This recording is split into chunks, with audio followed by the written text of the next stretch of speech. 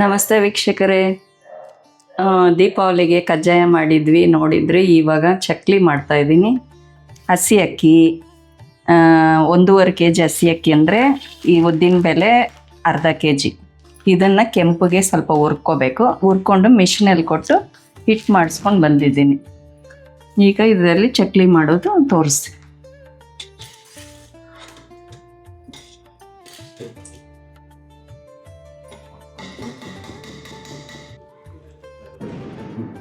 ಇದು 1.5 kg ಅಕ್ಕಿ ಮತ್ತು ಅರ್ಧ kg ಉದ್ದಿನ ಬೇಳೆ, ಅದನ್ನು ಪೌಡ್ರ್ ಮಾಡಿಸ್ಕೊಂಡು ಬಂದಿದ್ದೀವಿ. ಉದ್ದಿನ ಬೇಳೆ ಹುರ್ಕೋಬೇಕು ಕೆಂಪಿಗೆ. ಈಗ ಸಾಲ್ಟ್ ಹಾಕ್ತಾಯಿದ್ದೀನಿ ಮತ್ತು ಓಂಕಾಲು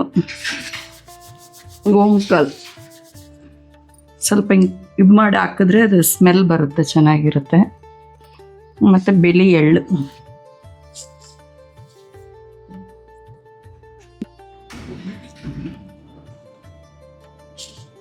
ಬಿಸಿ ಎಣ್ಣೆ ಹಾಕಬೇಕು. ಎಣ್ಣೆ ಕಾಯ್ತಾ ಇದೆ. ಹಾಕಿರೋ ಎಲ್ಲ ಸಾಮಗ್ರಿಗಳನ್ನ ಹಿಂಗೆ ಎಲ್ಲ ಕಲಿಸ್ಕೊಂಡು ಓಂಕಾಲು ಮತ್ತು ಎಳ್ಳು, ಬಿಳಿ ಎಳ್ಳು ಹಾಕಿದ್ದೀನಿ. ಎಲ್ಲ ಕಲಿಸ್ಕೊಂಡು ಬಿಸಿ ಎಣ್ಣೆನ ಹಾಕಬೇಕು. ಓಂಕಾಲು ಹಾಕಿದ್ದೀನಿ, ಜೀರಿಗೆ ಹಾಕಿದ್ದೀನಿ, ಬಿಳಿ ಎಳ್ಳು ಹಾಕಿದ್ದೀನಿ. ಈಗ ಬಿಸಿ ಒಂದು ಸೌಟು ಬಿಸಿ ಎಣ್ಣೆ ಹಾಕ್ತಾಯಿದ್ದೀನಿ.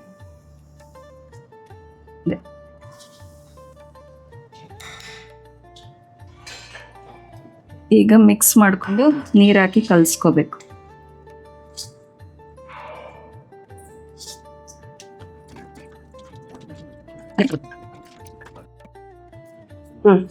ನಾವು ಅದಕ್ಕೆ ಕಲಸಿದ್ದೀವಿ ನೋಡಿ, ಥರ ಇರಬೇಕು ಚಕ್ಲಿಗೆ, ಯಾದ ಇರಬೇಕು. ಚಕ್ಲಿ ಒಳಗೆ ಇದು ಎಣ್ಣೆ ಸವರ್ಕೊಂಡು ಒಂದಷ್ಟು ತಗೊಂಡು ಸಿಲಿಂಡರ್ ಥರ ಮಾಡಿಕೊಂಡು ಅದರೊಳಗೆ ಹಿಂಗೆ ಹಾಕಿ ಇದನ್ನು ಇಡಬೇಕು.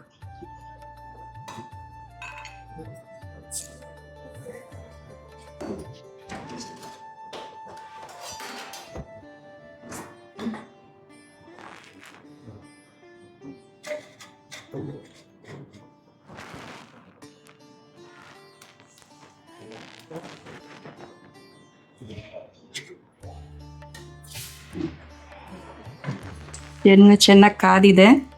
ಚಕ್ಲಿ ಇವಾಗ ಹಾಕ್ತಾ ಇದ್ದೀನಿ.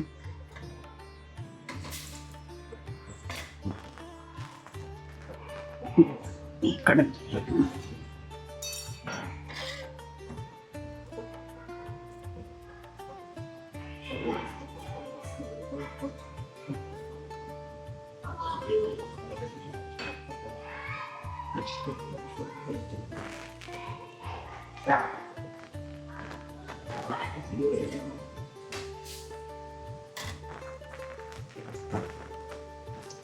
నిదానంగా ఉడి అట్లే వీడియో తీస్తా.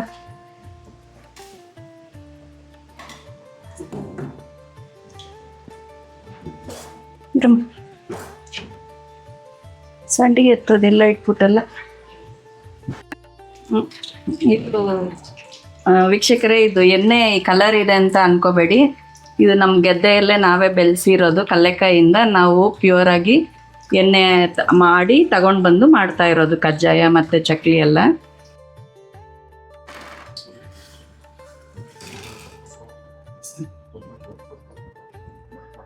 ನೋಡಿದ್ರಲ್ಲ, ಚಕ್ಲಿ ಇದೆ ಚಕ್ಲಿ ಮಾಡುವ ವಿಧಾನ.